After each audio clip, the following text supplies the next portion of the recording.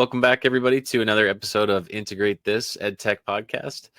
Today, Jeremy and I are going to take some time to showcase Lumio by Smart.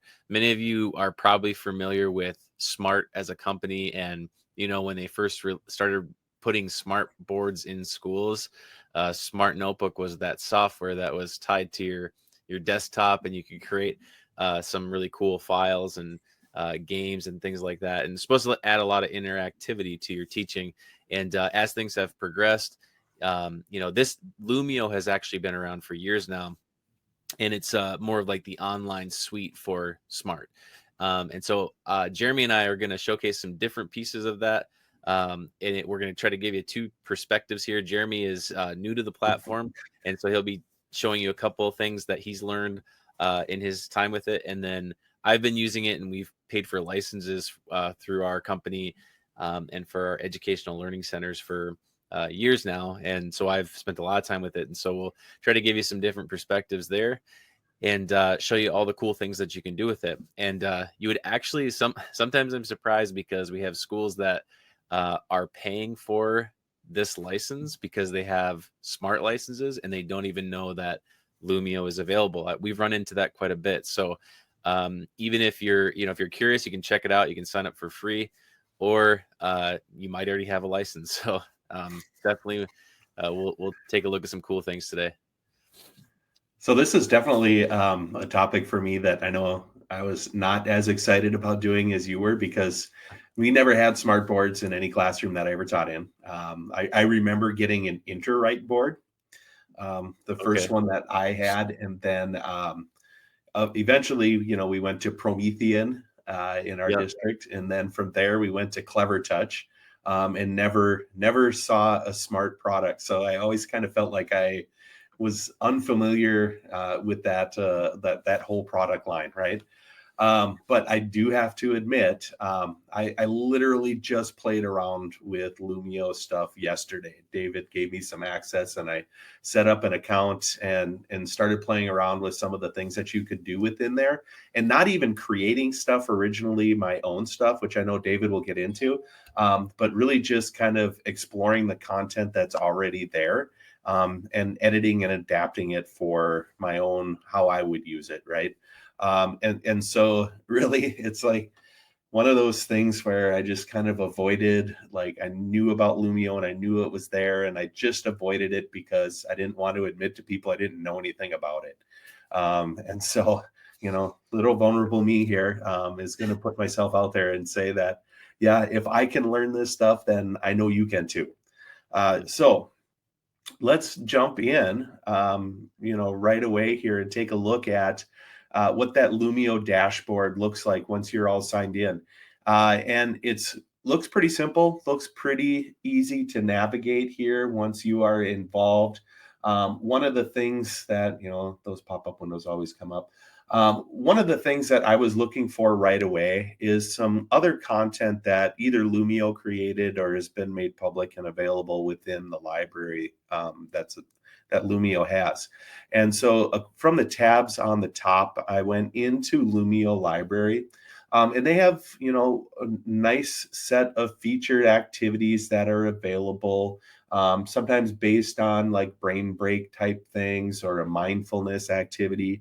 But I also noticed that they had a lot of themed activities based upon the season or the month of the year, or perhaps a holiday, that if you're looking for a special activity that deals with that time of the year, it's a great place to check out.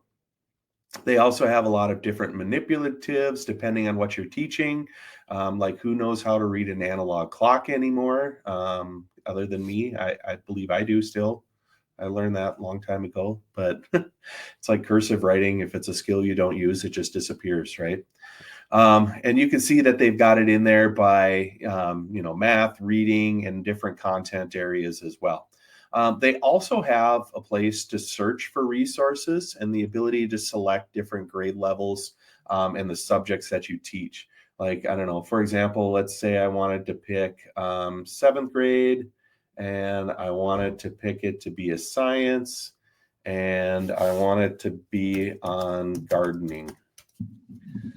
And this was a common thing that I found, and I know David pointed that out to me too, that yeah, it is that sometimes their search features will yield no results. And it could be for a couple of different reasons. It could be because there's no content created for that, or it could be because you've put too many filters on it and it's having a difficult time trying to narrow it down to one of those different items. So if you clear the filters, it often looks pretty good.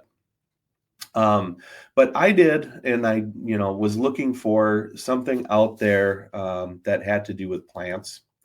And actually, if I left it as, more vague, and then I just picked out the area that I wanted, I could see there's a lot of different things that are in there about plants. And if you open them up and take a look at them, you can get an idea for the grade level that it would be appropriate for. And so I went in and I said, I want to do something for fourth grade, and see, I'm adding more things to the filters here, right? And I can go in and I can put it in there in the sciences, and I get more items that pop up. So I found one here, and I'm actually going to open up. Once you find one that you want to be able to use, like if you go into plant parts and you say, hey, this looks really good. I like what's here. It gives some instruction and it gives some ideas. And you see that, yep, this looks like something I want. If you just click Save to My Library, then it is going to put that into the section up on the top here. That's called My Library. And as it's importing, I'm just going to let it go. But I'm going to show you here the ones that I looked at and tweaked with the other day, like literally just yesterday. And so one that I found I wanted to take a look at was called Gift of the Garden. And so here I'm going to go into this one because I want to make some changes to it because it's great the way that it is. And I think I could use it and I could roll with this with my fourth grade class. However, I want to maybe personalize it a little bit and make it more uniquely something that would better fit the ways that I teach. So if I go through and I'm like, yep, I like that slide. This one's kind of nice. It introduces it to it. This one has a vocab activity for students where they can check out different flip cards here to maybe familiarize themselves with some of the terms. And if I click on one of the terms here, you can see how that looks, in that preview of that activity. So you're able to see it a little bit even in this mode from the student perspective, what they're going to see on their devices as well. Then I get into this one here, and it's kind of like a choice board for students, right? They're going to have the option to choose one of these different activities to complete on their own. And if I like 3 of them, but I wanted to tweak and change one of them here, and you know what? I want to use an AI tool here as part of this as well. So I'm going to go into this card. And I'm going to select inside of there. It might give you a lock button when you first click there. And if you want to change it, you just click on the unlock. But if it's already unlocked, you can go in and you can change the text that's there. And you can put in the text that you want. And for this particular one, I'm going to make it AI garden planning, right? And so my directions are going to be, and I'm going to increase the size of this here a little bit too. Excuse me. And I'm going to actually say, let's go use another tool that we're familiar with, especially if you follow David and I. And we're going to use Magic School student rooms, and we're going to set up a room where students can go in, they can create a diagram or an image of what they want their garden to look like what plants are going to grow better next to what other plants and flowers.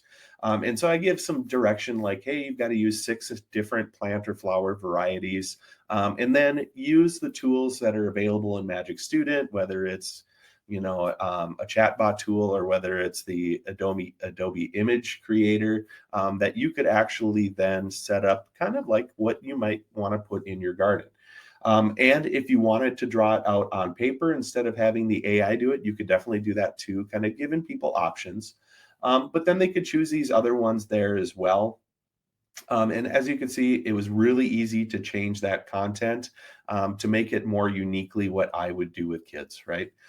You also have the ability to add different slides that are in there. I can reorganize the slides if I want them in a different place. It's really easy to do those things, all from within these tools that are available to you. And then when you're done, of course, you click Finish Editing, and now it's ready to either assign or to start the lesson. If I click to start the lesson, students could go to lumioclass.com. They could enter in the class ID, or I could share the link for them, and then they would be ready to begin that particular lesson that would show up on their devices. And they would be able to contribute to the interactive features, or just follow along with my lesson as I'm doing that. So that is, in a nutshell, kind of like everything that I learned about Lumio in like one day, which I felt like was really, really cool. But then David messaged me yesterday and said, well, have you connected it to your Google Drive? And I'm like, I can do what? And he's like, yeah, connect it to your Google Drive and you can bring in your own presentations and your own content that you have in your Google Drive. So that's the last thing I'm going to show you here. Before we switch and give David the wheel here, and he's going to take you on a deeper dive. But it was really easy to do that. I went up into my profile area, and I went to connect it to my Google Drive, or to connect Google Drive integration. This says disabled because I've already connected it. So I'm not going to do that right now. But once you do, you get access then, give access to Lumio to your Google Drive. You might have to click a couple of permissions. And then you can go and you can import files directly from your Google Drive. So I went through here and, I found one that I wanted to connect that I thought would be fun to look at. And it's about AI prompting strategies. And if I went in there and searched my drive, here's the one I want. I go click select and it begins the import for me. I did find, because I had several slides there, it took a long time for it to import. And you can also choose to import it the way it is, or you can choose to import it with the ability to edit every single slide. And that's more the beta version, but I found that one worked pretty well. And that was the one that I had right here. So I'm skipping over that whole, you went in and you went through the upload process. But again, I go in and I start it, and I have the ability then to go through with slides that I already have and begin to present that out to students. And if I wanted to be able to edit this too, I could also go into the edit the lesson. And if I didn't want a particular text box, or if I didn't want a particular image, I can remove those and delete those as well. So, David, how did I do after like only literally 1 day's worth of trying to figure this out? Yeah, really good. I think it's encouraging for people to see. It's easy to get into. If you're just starting out, I think it's when I've done trainings on these, one of the things that people really enjoy is the Lumio library, because it gives them a starting point.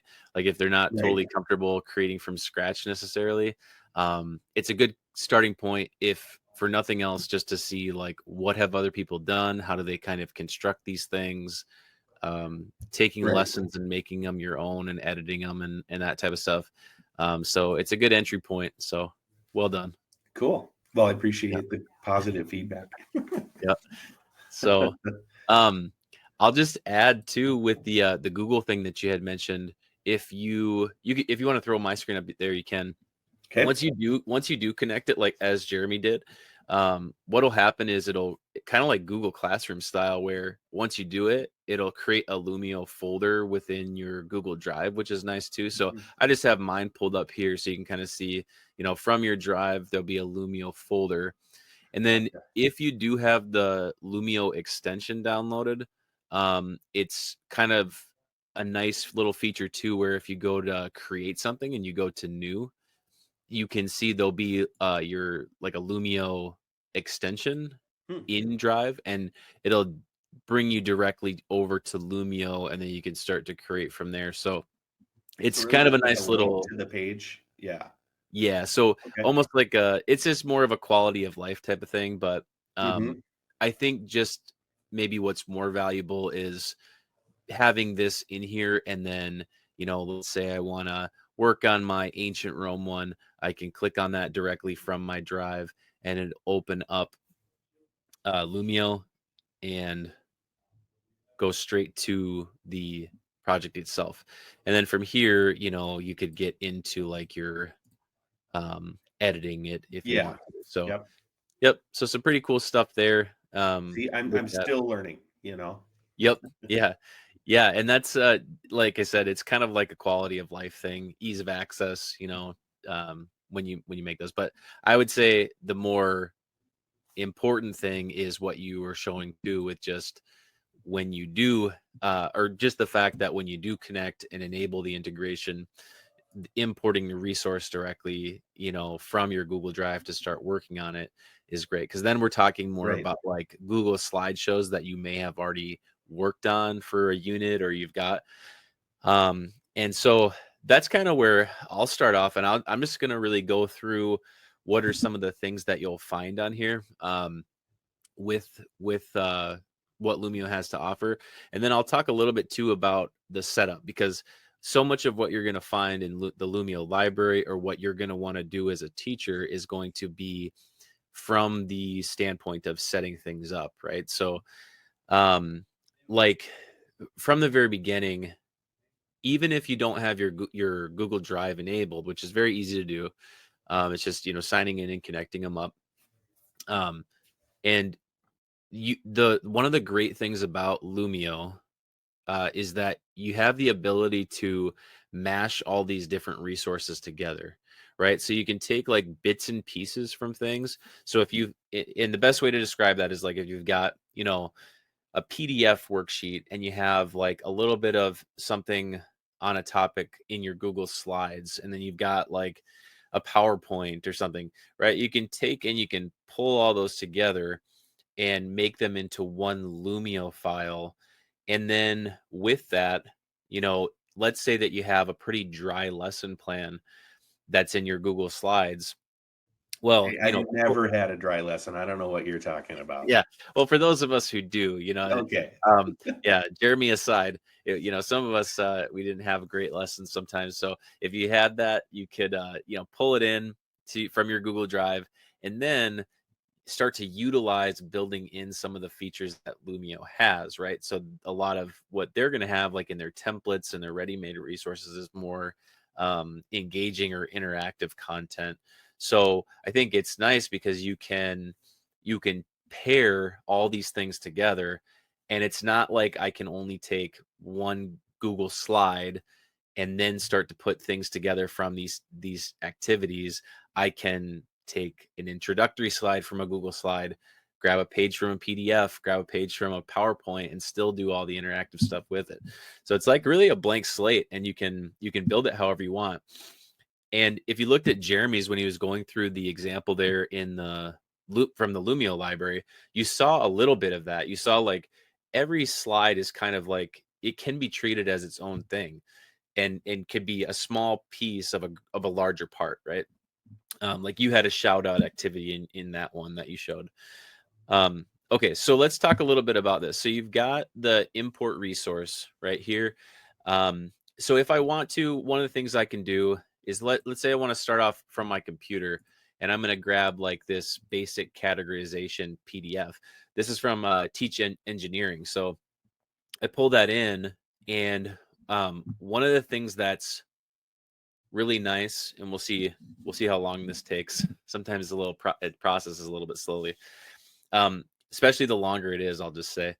But one of the things about whatever you try to pull in as a resource, I really like that right away it asks you, it identifies the separate pages or slides, and it says, okay, what of this do you want to bring in? Maybe it's the whole thing, or maybe what it is I only want to bring in the first page, right? So I could deselect all of them and then select one and say, I just want to add that one.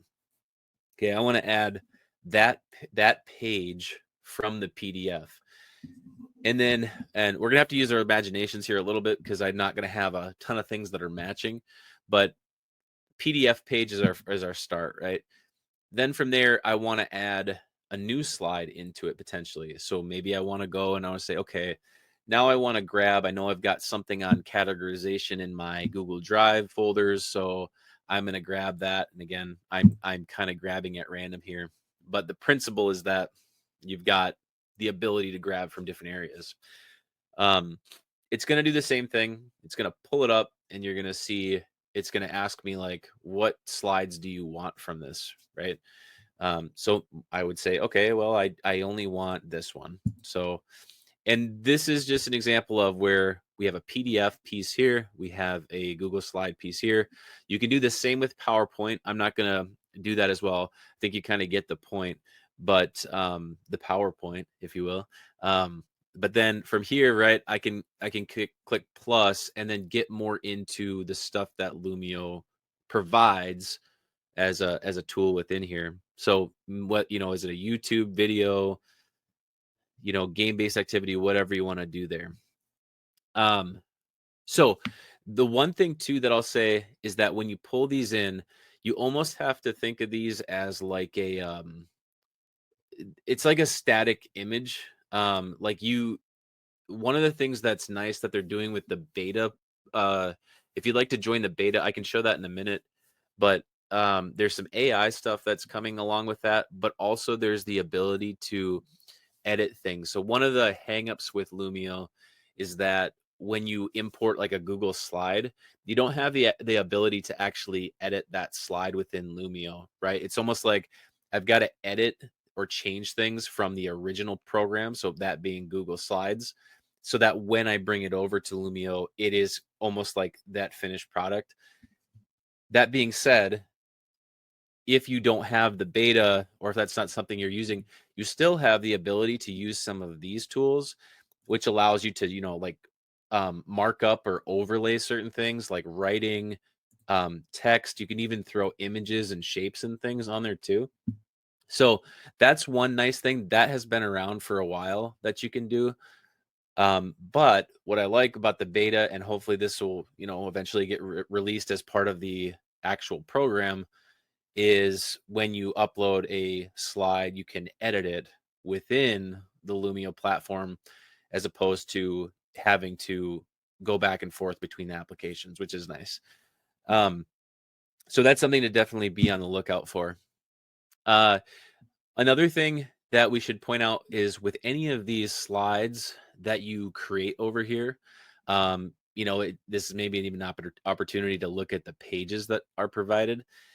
Let's say you want to throw a page up and they've got a lot of different templates, but let's say that I wanted to throw up a page where students were going to practice some writing, and it's for like writing along the lines for, capital and lowercase letters, something like this that we all remember from elementary school, right? Where we had to practice our writing skills. You could do this if you wanted to on here. And a lot of times where I see this too is actually teachers will use this on the board and have kids come up and write on it, which is great as well. But you can also, using this little wand tool over here, you can convert these to an individual handout. And what that means is that when you push this lesson out to their devices, whatever they do on that, that's what you see from that student. So as opposed to if this wasn't an individual handout, right? If it was just our standard, this is more like we're doing it together type of thing. And the individual handout would be where, they're doing it on their own, and I'll get to see them as individuals as opposed to collaborating as a class. There are some other ways to collaborate too within here that are worth checking out, but for the sake of time, we'll keep moving here. The other thing that's great is that with any of these, you can also record over these slides. So if I allow my microphone, I can start recording and I can do a voiceover for the slides. As a teacher, I can talk about this. Great on e-learning days when it's 40 below wind chill like it is here in Minnesota. So it's a good opportunity to do some of those things, and you can put them into any slide, and you have 5 minutes per slide. And then you can preview it, you can continue recording, delete and start over, etc. And then you just add it to the slide so that when this gets pushed out, the student can click that and hear the read aloud, or the directions or whatever it might be, and hear the voiceover of the teacher. Thanks for joining us for part 1 of Lumio by Smart. Next week, we will tackle a few more of the different features that are available in Lumio for our part 2 of this series. Thanks, everybody.